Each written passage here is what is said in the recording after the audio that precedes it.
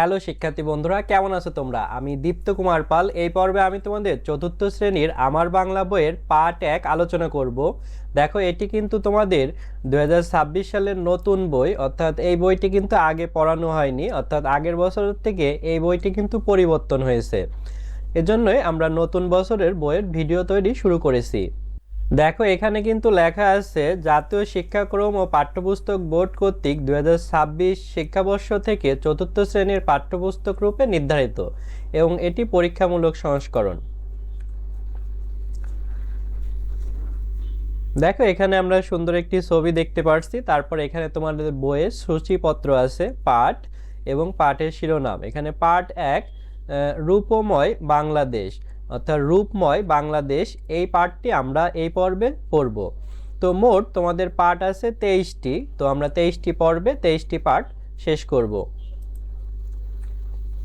দেখো, এটি সুন্দর একটি ছবি, গ্রাম বাংলার দৃশ্য। এখানে নদী আছে, নদীতে নৌকা বাইছে, পাশে ঘরবাড়ি, গাছপালা, দালান কোঠা আছে।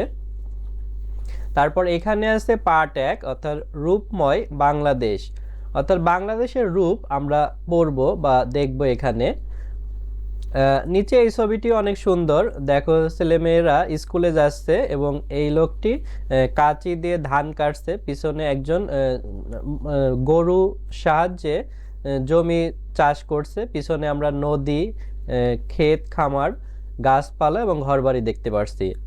তারপর এটি আমাদের বাংলাদেশের অনেক সৌন্দর্য বা রূপ। আমরা পড়ি, কত সুন্দর আমাদের এই বাংলাদেশ, কত সুন্দর এদেশের প্রকৃতি, এদেশের চারদিকে সবুজের সমারোহ, সবুজ গাছপালা, ফসলের ক্ষেত, গাছে গাছে কত রঙের ফুল, কত রকম ফল। এদেশের প্রকৃতি এক এক সময়ে এক এক রূপে সাজে, অর্থাৎ আমাদের দেশের প্রকৃতি কিন্তু এক এক সময়ে এক এক রূপ সাজে। আমাদের দেশে বিভিন্ন ঋতু আছে, এক এক ঋতুতে বাংলাদেশ এক এক রকম হয়ে যায়। যেমন এখন শীতকালে অনেক শীত পড়ছে, আবার গরমকালে গরম, বর্ষার সময় বৃষ্টি, এমন। গ্রীষ্মে মাঠঘাট ফেটে চৌচির হয়ে যায়, এ সময়ে পাওয়া যায় আম, জাম, কাঁঠাল, লিচু। বর্ষায় নদীনালা পানিতে ভরে যায়, এ সময়ে ফোটে কদম, কেয়া, দোলন চাপা। শরতের আকাশে সাদা মেঘ তুলোর মতো ভেসে বেড়ায়, এ সময়ে নদীর তীরে সাদা কাশফুল দেখা যায়।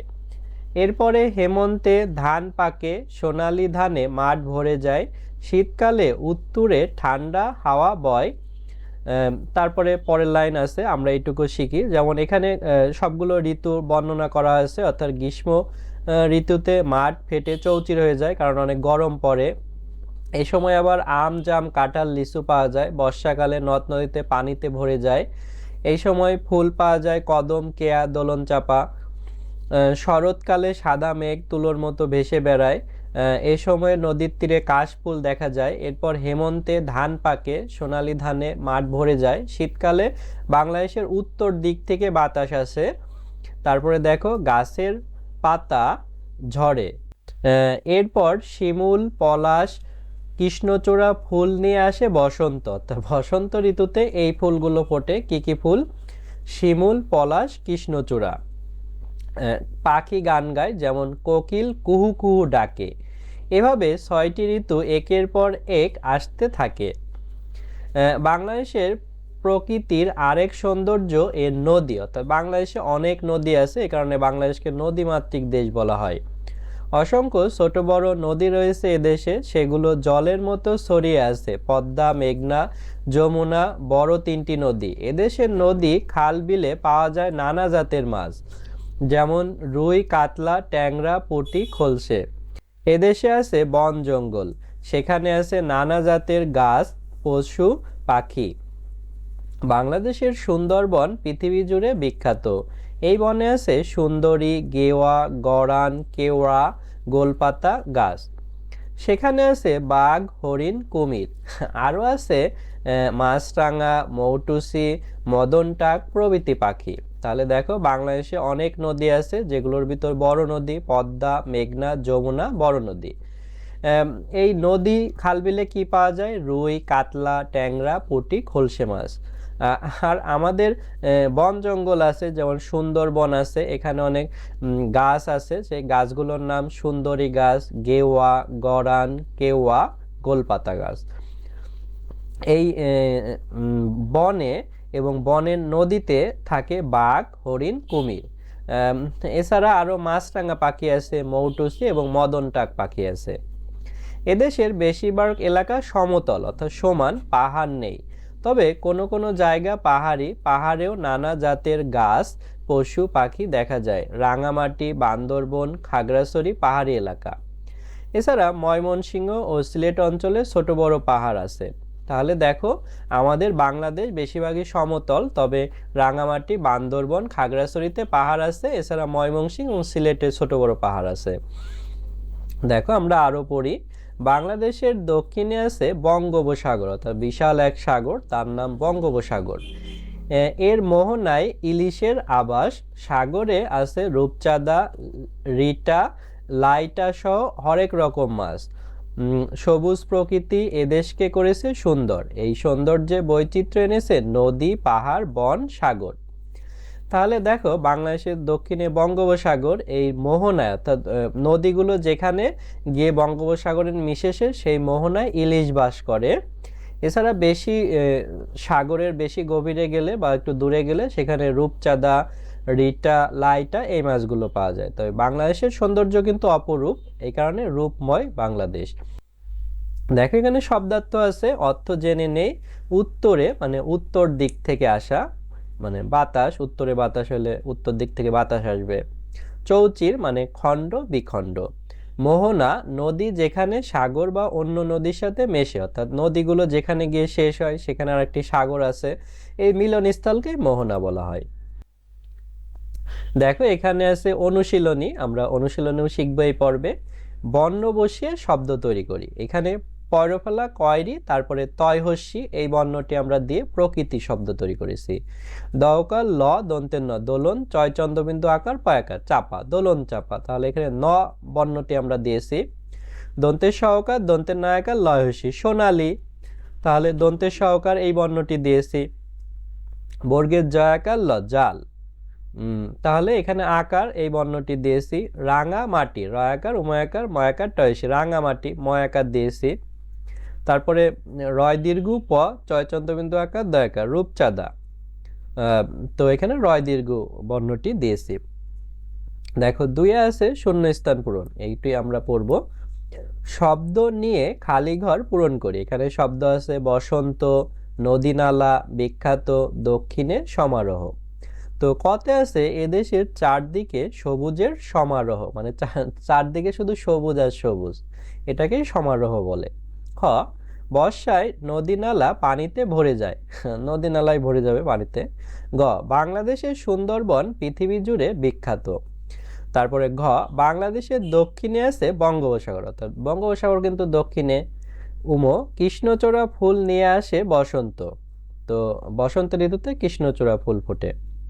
তারপরে দেখো তিনে আছে পাঠ থেকে প্রশ্ন বানায়। এখানে একটি দেয়া আছে কে, কুহু কুহু কে ডাকে, কোকিল ডাকে। বাকিগুলো আমরা এখন তৈরি করব। কি, শরতের আকাশে কি ভেসে বেড়ায়? শরতের আকাশে কিন্তু সাদা তুলোর মতো মেঘ ভেসে বেড়ায়। কেন, গ্রীষ্মে মাঠঘাট ফেটে চৌচির হয়ে যায় কেন? কারণ তখন গরম পড়ে অনেক, সূর্যের অনেক তাপ থাকে তাই। কখন, শীতে কখন ঠান্ডা হাওয়া বয়? শীতে কখন ঠান্ডা হাওয়া বয়? যখন শৈত্যপ্রবাহ হয় বা বেশি শীত পড়ে, উত্তর দিক থেকে বাতাস আসে তখন। কোথায়, বাংলাদেশের কোথায় বঙ্গোপসাগর আছে? কোথায়, বাংলাদেশের কিন্তু দক্ষিণে বঙ্গোপসাগর। কেমন, বাংলাদেশের প্রকৃতি কেমন? বাংলাদেশের প্রকৃতি কিন্তু অপরূপ, সৌন্দর্যে ভরপুর। দেখো তারপরে এখানে 4 নম্বরে আছে ছবি দেখে বিবরণ লিখি। এখানে সুন্দর একটি ছবি আছে, আমরা একটি হাট বাজারের ছবি দেখতে পারছি। লোকজন বিভিন্ন জিনিস বিক্রি করতে নিয়ে আসছে এবং অন্যরা এসে বাজার করছে। এখানে ইলিশ মাছ আছে, এখানে পিছনে একটি আম গাছ আছে, আম গাছে আম ধরেছে, পাশে স্থায়ী দোকান আছে। এই লোকের মাথায় এগুলো টমেটো দেখতে পারছি। তারপরে এসে লাউ, কুমড়া, বাঁধাকপি, বেগুন, এগুলো অনেক কিছু দেখতে পারছি। তো এগুলো সম্পর্কে আমাদের বাক্য লিখতে হবে। এখানে বলছে ছবির বিবরণ, তো ছবির বিবরণ আমরা এখনই দেব। দেখো এখানে আমরা ছবির বিবরণ লিখেছি। ছবিটিতে আমাদের সুন্দর বাংলাদেশের একটি গ্রামীণ বাজারের দৃশ্য দেখা যাচ্ছে। বিভিন্ন দোকানদার ইলিশ মাছ, লাউ, বাঁধাকপি, কুমড়া, বেগুন ইত্যাদি বিক্রি করছে। পাশে একজনের মাথায় ঝুড়িতে টমেটো। অনেকে বাজার করতে এসেছে। পাশে একটা বড় আম গাছ রয়েছে এবং আম গাছে অনেক আম ধরেছে। দূরে কিছু স্থায়ী দোকান দেখা যাচ্ছে। এভাবে আমরা বর্ণনা লিখেছি, তোমরা তোমাদের মতো গুছিয়ে লিখতে পারো। তারপর দেখো পাশে আছে পছন্দের ঋতুর নাম লিখি এবং পছন্দ করার কারণ লিখি। এখানে পছন্দের ঋতু এবং পছন্দের কারণ আমরা এখনই লিখব। দেখো এখানে আমাদের পছন্দের ঋতু হচ্ছে শীত ঋতু। পছন্দের কারণ, আমার প্রিয় ঋতু শীত। এই ঋতুতে আকাশ পরিষ্কার ও নীল হয়ে যায়, ঠান্ডা হাওয়া বয়ে আসে, পিঠা পায়েস খেতে খুব ভালো লাগে, নতুন গরম কাপড় পরতে আরাম লাগে, কুয়াশার সকালে চাদর মুড়ি দিয়ে বসে থাকি, শীতের সকালে সূর্যের নরম আলো আর ধোয়া ওঠা চা এবং পিঠার গন্ধে মন প্রশান্তি পায়। এই ঋতুতে প্রকৃতি সুন্দর ও শান্ত হয়ে ওঠে। অর্থাৎ এই কারণে আমার শীত ঋতু ভালো লাগে। আকাশ পরিষ্কার থাকে, পিঠা পায়েস খাওয়া যায়, কুয়াশা পড়ে, কুয়াশার চাদরে নতুন শীতের কাপড় পরি, আরাম লাগে এবং চা এবং পিঠা খাই। এ কারণে এটি সুন্দর ঋতু আমার বা পছন্দের ঋতু।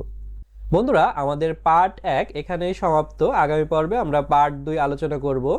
তো আশা করি ভিডিওটি তোমরা মনোযোগ দিয়ে দেখেছো। আমাদের 4র্থ শ্রেণীর একটি অনলাইন ব্যাচ আছে, সেখানে তোমরা ভর্তি হতে পারো। ভর্তি হতে আমাকে হোয়াটসঅ্যাপে মেসেজ দিতে পারো। তো ধন্যবাদ ভিডিওটি শেষ পর্যন্ত দেখার জন্য। ভিডিওটি ভালো লাগলে চ্যানেলটি সাবস্ক্রাইব এবং বেল বাটনে চাপ দিয়ে রাখতে পারো।